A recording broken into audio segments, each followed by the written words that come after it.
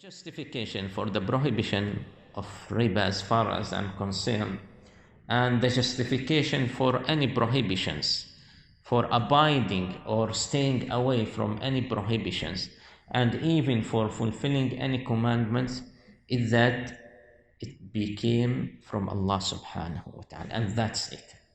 The simple fact that it comes, this order or prohibition comes from Almighty Allah subhanahu wa ta'ala, our creator, our sustainer, the divine being who brought me into existence, is a fact that is enough for me as a Muslim to follow Allah subhanahu wa ta'ala commandments and to abstain from all prohibitions.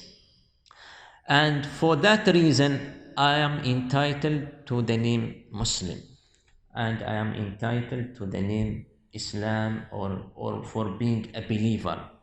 What does Muslim mean? Muslim is the one who submits his will to the will of Almighty Allah subhanahu wa ta'ala.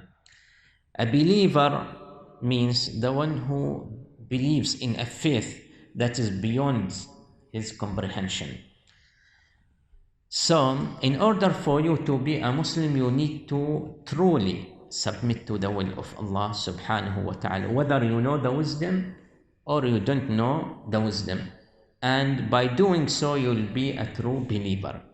And if you know every wisdom behind any prohibition, and if you know every benefit behind any commandment, then in that case, you are following that wisdoms. You are following material benefits.